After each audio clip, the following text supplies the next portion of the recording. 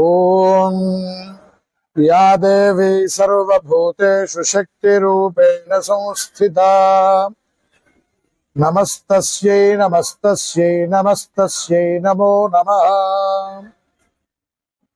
శ్రీ చెంగాళమ్మ పరమేశ్వరీ దేవి నమః. తిరుపతి జిల్లాలో ఉన్నటువంటి సూళ్లూరుపేటలో గల శ్రీ చెంగాళమ్మ పరమేశ్వరీ దేవాలయం.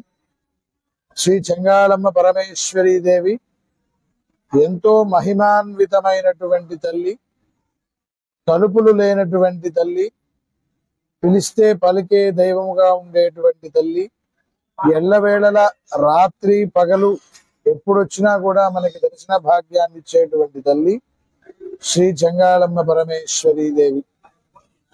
ఈ ఆలయానికి ఎన్నో విశిష్టతలన్నీ కూడా ఉన్నాయి.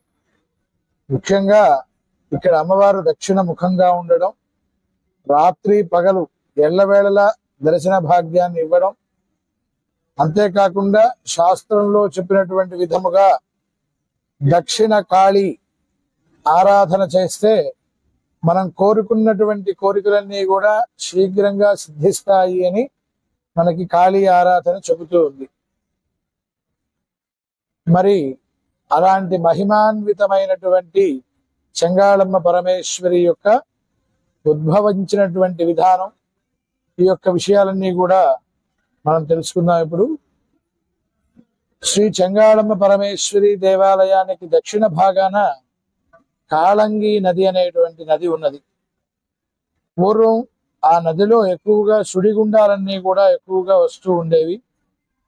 పశువుల కాపరులందరూ కూడా సాయంత్రం వేళ పశువుల్ని కాచుకొని ఆ నది వద్ద నుంచి ఇంటికి వెళుతుండేటువంటి సమయంలో దానిలో ఉండేటువంటి ఒక బాలుడు నదిలోకి వెళ్ళి తెలియకుండానే ఆ సుడిగుండంలో చిక్కుకోవడం జరిగింది. మనం ఎలా బయటపడాలి అనేటువంటి ఆలోచన చేస్తూ ఉండేటువంటి సమయంలో అతనికి చేతికి ఏదో దొరికిందట. దాన్ని గట్టిగా పట్టుకున్నాడట. ఒకసారి దీన్ని పట్టుకున్నట్లయితే మనం బయటపడచ్చు అనేటువంటి ఆలోచన చేసేటువంటి సమయంలో ఎవరో తీసి బయట వేసినట్టుగా అక్కడ ఉండేటువంటి రాయి అతను బయటపడడం జరిగింది. కాసేపటికి స్పృహ తెచ్చుకొని ఏమిటా అని చెప్పి చూస్తే ఒక దేవతామూర్తి యొక్క రూపం కనిపించింది. మరి ఈ విషయాన్నంతా కూడా అక్కడ ఉండేటువంటి వాళ్ళందరికీ కూడా ఈ విషయాన్ని వాళ్ళ పెద్దవాళ్ళందరికీ కూడా తెలియపరిస్తే అందరూ కూడా అక్కడికి వచ్చి ఏమిటా అని చెప్పి చూసి ఇదేదో దేవతామూర్తి రూపంలాగా ఉన్నది, మనం ఇక్కడ పెట్టి వెళ్ళడం మంచిది కాదు, మనం తీసుకుని గ్రామం నడిబొడ్డున పెట్టి దేవాలయాన్ని నిర్మించి దీనికి అర్చనాది కార్యక్రమాలన్నీ కూడా చేస్తే బాగుంటుంది అని చెప్పి అందరూ కూడా సంకల్పం చేసుకొని ఎక్కడైతే అమ్మవారి విగ్రహం పడి ఉన్నదో ఆ అమ్మవారి విగ్రహాన్నంతా కూడా తీసుకొని ఊరి మధ్యలో పెట్టడానికి ప్రయత్నం చేస్తే ఆ విగ్రహం ఎక్కడైతే పడి ఉన్నదో అక్కడే ఉన్నది తప్ప వీళ్ళు ఎంత ప్రయత్నం చేసినా కూడా అక్కడి నుంచి కదలలేదు.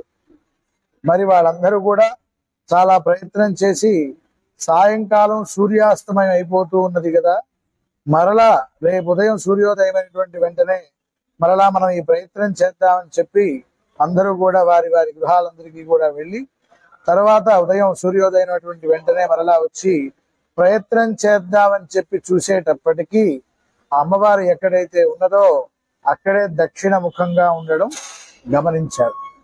మరి ఈ విషయాన్ని అందరూ కూడా అనుకొని మనం ఇది అమ్మవారి యొక్క సంకల్పం, అమ్మవారు ఇక్కడే ఉండడం కోసంగా ఆవిడ యొక్క నిర్ణయం ఇది అని చెప్పి ఆ అమ్మవారు ఎక్కడైతే ఉన్నదో అక్కడే ఒక చిన్న దేవాలయాన్ని నిర్మించడం జరిగింది.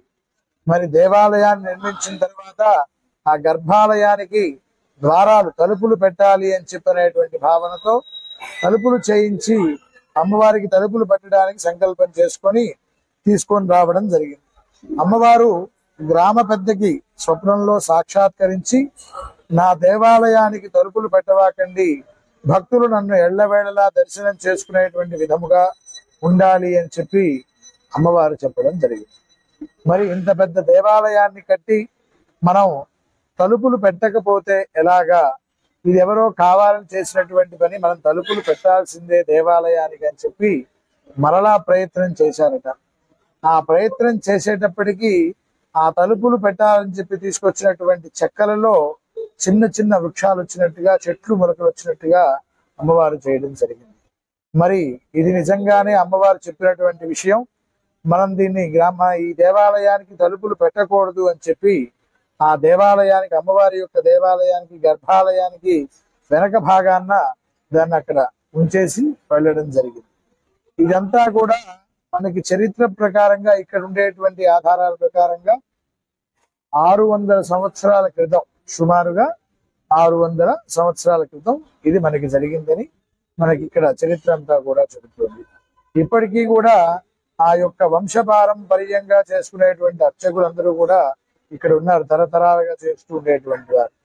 అలాగే ఆ వృక్షం ఏదైతే ఉన్నదో ఆ వృక్షంలో మనకి వివిధ రకాలైనటువంటి దైవ ఆకృతులన్నీ కూడా మనకి సాక్షాత్కరిస్తుంటాయి. ఒక చోట పార్వతీ పరమేశ్వర స్వరూపంగా, ఒక చోట ఆదిశేషువు యొక్క ఆకారంగాను, ఒక చోట ఆంజనేయ స్వామి వారి యొక్క ఆకారంగాను, ఒక చోట గణపతి యొక్క ఆకారంగాను, ఇలా వివిధ రకాలైనటువంటి దైవ ఆకృతులన్నీ కూడా ఆ వృక్షంలో మనకి దర్శనమిస్తూ ఉంటాయి. అంతేకాకుండా తెల్ల మధ్య వృక్షం ఎక్కడున్నా కూడా సాక్షాత్తుగా ఈశ్వర స్వరూపంగా భావన చేయమని మనకి శాస్త్రం చెబుతుంది. అందులో భాగంగా అమ్మవారు ఉన్నారు కానీ స్వామివారు ఎక్కడ అంటే ఆ వృక్ష రూపంలో ఉన్నారనేటువంటి భావన మనం ఇక్కడ గమనించాల్సినటువంటి విషయం. ఎవరైనా సంతానం లేనటువంటి వారు, వివాహం కానటువంటి వారు, ఇందాక నేను మీకు ముందుగా చెప్పినటువంటి విధంగా దక్షిణ కాళీని గనక ఆరాధన చేస్తే మనం కోరుకున్నటువంటి కోరికలన్నీ కూడా అత్యంత శీఘ్రంగా సిద్ధిస్తాయి అని మన కాళీ ఆరాధన చెబుతోంది.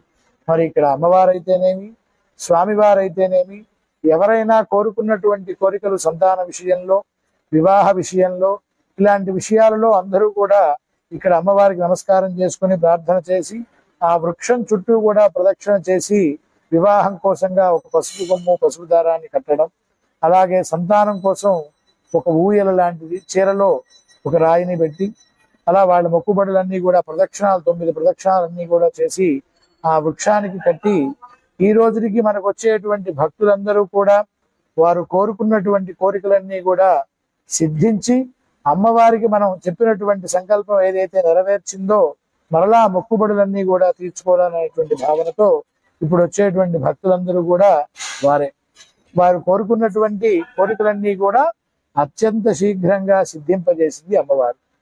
అంతేకాకుండా ఇక్కడ ముఖ్యంగా పక్కనుండేటువంటి ఇస్రో, భారత అంతరిక్ష పరిశోధనా సంస్థ అయినటువంటి ఇస్రో వాళ్ళు ఏ ప్రయోగం చేసినా సరే ముందుగా అక్కడ ఉండేటువంటి చైర్మన్ గారు మన శాస్త్రంలో ఏం చెప్తుందంటే, మన ఇంట్లో ఏ కార్యక్రమం చేసినా, లేదు గ్రామానికి సంబంధించి చేసినా, దేశానికి సంబంధించి చేసినా, ఏం చేసినా సరే మనకి ఫస్ట్ నుంచి మొదటిగా వచ్చేటువంటి ఆచారం ఏమిటయ్యా అంటే ఇష్టదేవత, గ్రామదేవత, కులదేవత, బ్రాహ్మణ బంధుజనాహ అనేటువంటి విధానం.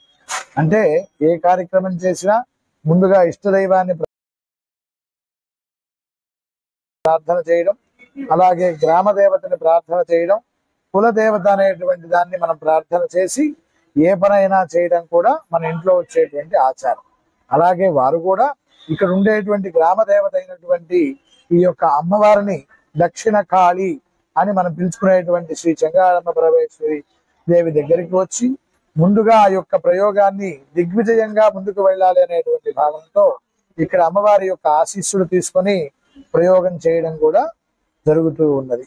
ఈనాటికి కూడా ఉండేటువంటి ఇది ఒక ఆచారంగా కొనసాగుతుంది. అలాగే ఈ యొక్క దక్షిణ కాళీమాత అయినటువంటి ఈ యొక్క అమ్మవారిని తమిళనాడు నుంచి కూడా ఎక్కువ మంది శాతం భక్తులు ఇక్కడికి వచ్చేసి అమ్మవారికి మనకి అమావాస్య అనేటువంటిది అత్యంత ప్రధానం వారికి. అలాగా ఈ రోజున మనకి ఇందులో భాగంగా ఈ రోజున అమావాస్య కూడా రావడం జరిగింది. అలా విశేషమైనటువంటి భక్తులందరూ కూడా అంటే మనం ఊహించడానికి కూడా, అంటే నిల్చోడానికి ఇసుకేస్తే రానున్నటువంటి జనాలందరూ కూడా ఇక్కడికి వచ్చి అమ్మవారిని దర్శనం చేసుకోవడం అనేటువంటిది అత్యంత విశేషం. అలాగే కర్ణాటక దగ్గరలో ఉండేటువంటి కర్ణాటక కానీ, మన తెలుగు రాష్ట్రాలు కానీ, ఇలాంటి ప్రదేశాల నుంచి కూడా అందరూ కూడా వచ్చి ఈ దక్షిణ కాళీమాత అయినటువంటి చెంగాళమ్మ పరమేశ్వరి దేవిని దర్శనం చేసుకుంటూ ఉంటారు. మరి ఈ తలుపులు లేనటువంటి తల్లికి అలాగే సూళ్ళూరు అనేటువంటి పేరు కూడా ఎందుకు వచ్చిందంటే అమ్మవారు ఇక్కడ సుళ్ళో దొరికింది, అంటే సుడిగుండాలలో దొరికింది. కాబట్టి ఇక్కడ ఉండేటువంటి ప్రదేశం, చుట్టుపక్కల ఉండేటువంటి ఈ ప్రదేశాన్నంతా కూడా సూళ్ళూరు అని పిలవడం జరుగుతుంది. దానికోసంగా ఈ రోజుకి కూడా మనకి సూళ్ళూరుపేట అనేటువంటి పేరు కూడా ఉన్నది.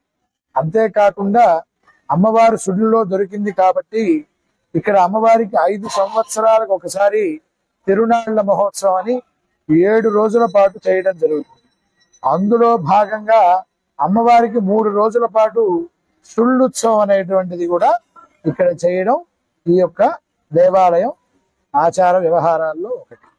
అంతే అలాంటి విశేషమైనటువంటి ఈ చెంగాళమ్మ దక్షిణ కాళీమాతను మీరందరూ కూడా దర్శనం చేసుకొని అమ్మవారి కరుణా కృపా కటాక్షాలకు పాత్రలు కావాల్సిందిగా కోరుచున్నాం. సర్వే జనాః సుఖినో భవంతు.